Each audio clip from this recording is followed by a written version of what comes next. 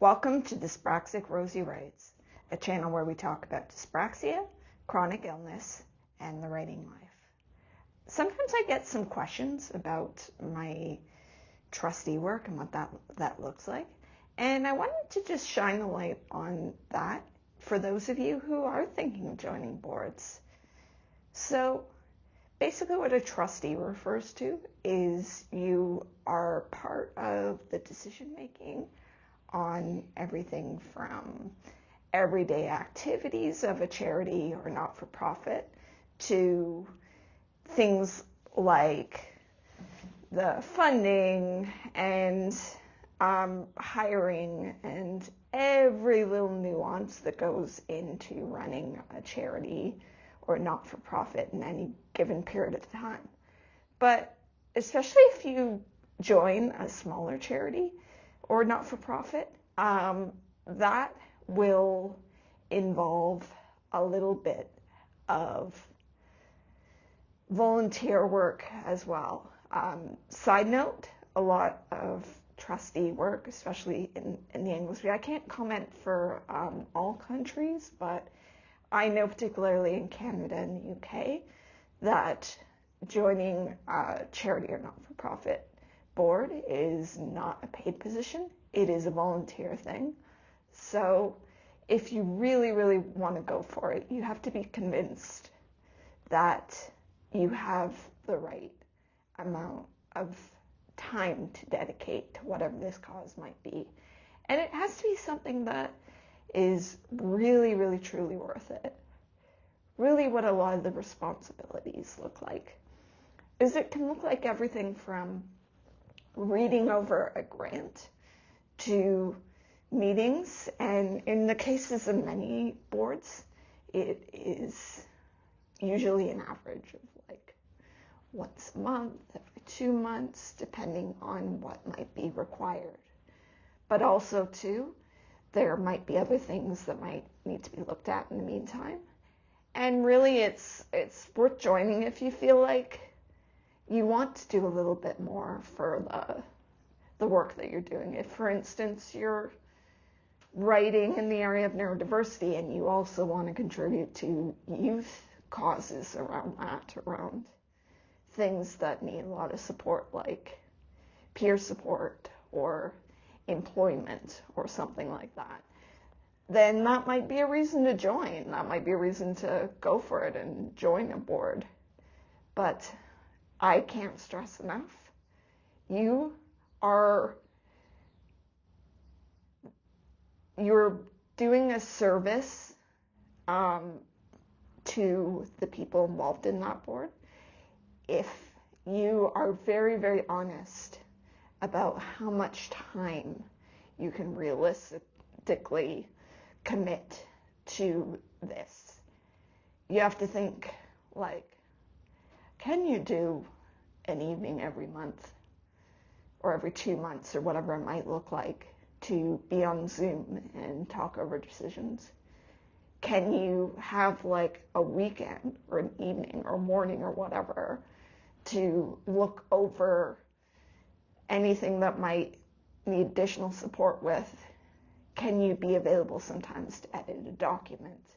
Can you provide advice if someone is not sure about a hiring decision for a charity or not-for-profit? You have to be really, really honest about how much time you can realistically dedicate to these sorts of things. And if you realize that you can do that, then great, but start off by also looking at this in terms of everything else you do. How much time does it take in any given week?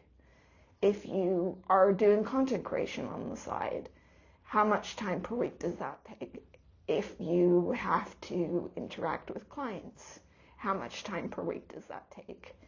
If you have a whole routine in terms of how you keep in touch with your clients or how you reach deadlines, can you also fit in a Zoom call or two or an hour or two to pro bono look over any sort of documents or hiring decisions or be on calls for things like hiring a freelancer, for example.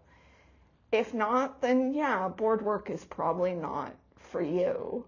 But it is for you, though, if you feel like you need to do just a little bit more to really and truly support the causes that matter to you the most. If that sounds appealing to you, then great.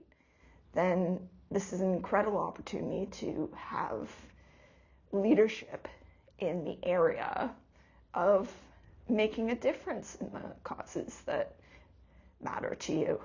And that, if so, then great, look into who is looking for trustees. I am now on 2 boards, and it's been an incredibly rewarding experience. I'm on the Dyspraxic Me board, and I'm on the Voices in Action board. Dyspraxic Me I joined originally just because I was familiar with the founder's work, and I saw some posting about it, and I admired what she was doing, and there wasn't much more available out there in terms of what she was doing. And I knew I wanted to be part of that, so I did an interview over Zoom, and it worked out. And I've been part of that board ever since. It's been an incredibly rewarding experience. Whereas Voices in Action, I will openly disclose my spouse is the founder. But, you know, it's been great either way, being part of the early development of Voices in Action itself, which is very much filling a void in the area of diabetes and global health and lived experience, which I haven't really seen before. And, you know, I definitely do have my moments where I feel bad that I'm not doing more. But because so many of these things rely on volunteer support, I do find, however, that there is a lot of understanding for the fact that people are just doing what they can to help build and develop the very causes that they join.